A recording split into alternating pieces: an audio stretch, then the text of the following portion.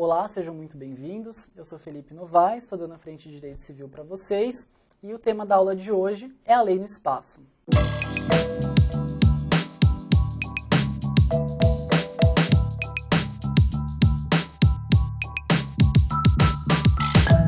Quando a gente fala nessa matéria, a gente tem que fazer um corte com relação ao que o examinador costuma cobrar. Então, entender o texto que a lei dá é fundamental para responder as questões. Essa matéria, ela é muito importante não só para o direito civil, mas, e até diria principalmente, para o direito internacional privado. Muitas questões nos últimos exames têm versado sobre os assuntos que serão tratados aqui. Vocês vão ter isso em direito internacional privado, mas a gente também vai dar aqui sobre o viés do direito civil para que o conceito fique bastante forte. Como sugestão, eu acho importante ter a lei em mão para que você consiga acompanhar a exposição com o texto que a lei, traz. Bom, quando a gente fala na lei no espaço, a gente está querendo dizer sobre a forma como essas leis, esse conjunto de leis e de ordenamentos que existe no mundo. Então, tem a lei brasileira, a lei da Bolívia, a lei do Uruguai, a lei dos Estados Unidos, enfim, diversos ordenamentos jurídicos e diversas pessoas que cada uma reside em um ordenamento jurídico diferente, mas se relacionam e constituem relações de direito e etc. E isso precisa ser regulamentado. Ou seja, quando a gente fala em lei no espaço, o que a gente está querendo dizer é o seguinte: qual lei vai ser aplicada para determinado caso? A lei de introdução traz minuciosamente diversos critérios que vão ser tratados daqui para frente nesse bloco. Um dos principais modais de aplicação da norma diz que ela deve incidir de acordo com o domicílio daquele que vai pleitear o direito sobre determinados temas. Então, uma das principais regras é trazida pelo caput do artigo 7º, que vai dizer que se aplica a lei do domicílio em relação a determinados assuntos. Começo e fim de personalidade, que a gente vai tratar no momento oportuno quando a gente falar das pessoas naturais, nome, capacidade e direitos da família. Ou seja, toda vez que versar sobre um desses assuntos, a lei aplicável vai ser a lei do domicílio, ou seja, o lugar, e aí é importante a gente entrar no conceito do domicílio. Domicílio tem uma definição, que quem traz é o Código Civil, no artigo 70, que é a sede natural da pessoa, ou seja, o lugar onde ela se estabelece com ânimo definitivo. Se aplica tanto às pessoas jurídicas quanto às pessoas naturais.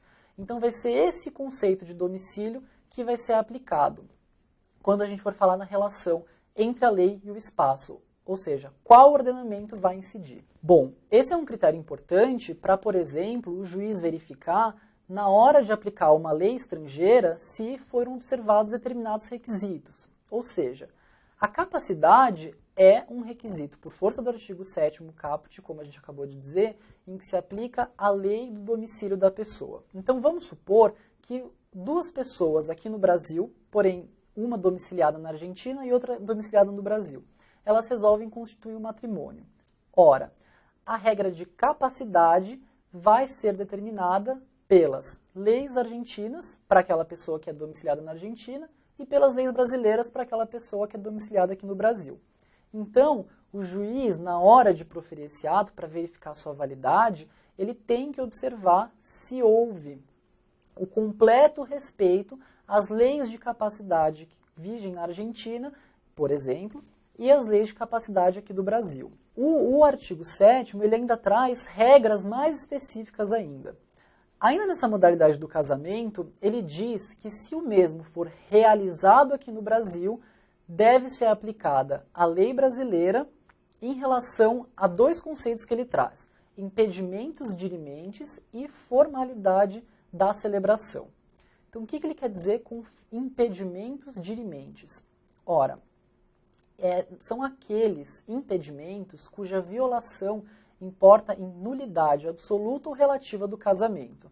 Ou seja, a contração de um segundo casamento por aquele que é casado. Então, a pessoa já é casada, contrai um novo casamento.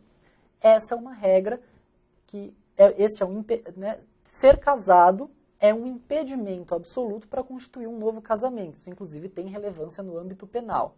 Mas, trazendo aqui para o direito civil, significa dizer que se a norma for, se o casamento for realizado aqui no país, ele tem que ser observado em relação a esses impedimentos dirimentes. E formalidades da celebração são aquelas regras que o ordenamento brasileiro traz que devem ser observados para que um casamento seja válido. Então, por exemplo, a habilitação, que é o que ocorre antes do casamento, né, para que se inicie o processo, ela tem que ocorrer perante o oficial de registro civil.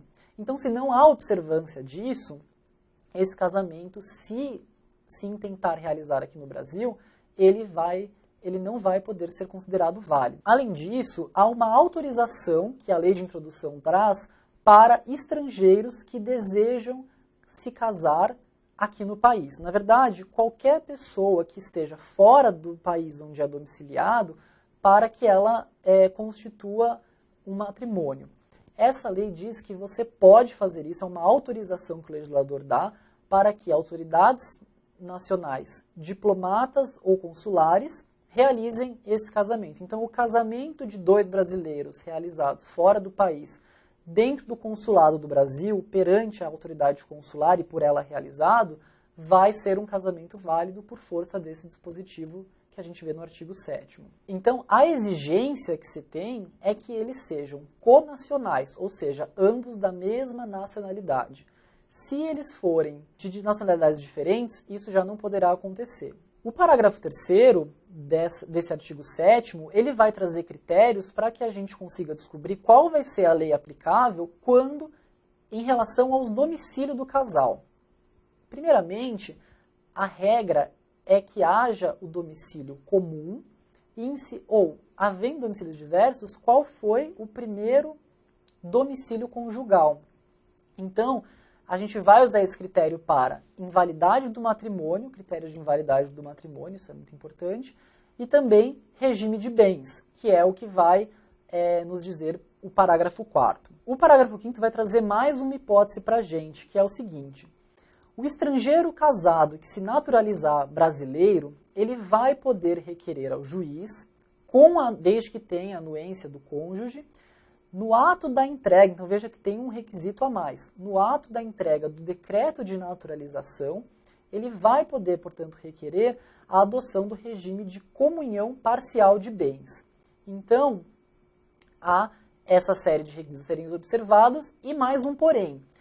Essa alteração vai resguardar, tem que respeitar os direitos de terceiros e o interessado tem que se responsabilizar por fazer o registro adequado dessa espécie de alteração do regime de bens. Ademais, quando a gente fala em cônjuges, né, ambos brasileiros, é possível que haja o reconhecimento do divórcio feito lá no exterior perante a autoridade judiciária daquele país competente, desde que as formalidades exigidas pela norma civil brasileira sejam respeitadas e de que haja homologação da sentença pelo STJ, consoante o artigo 5º dessa lei de introdução, que a gente vai falar também daqui a pouquinho.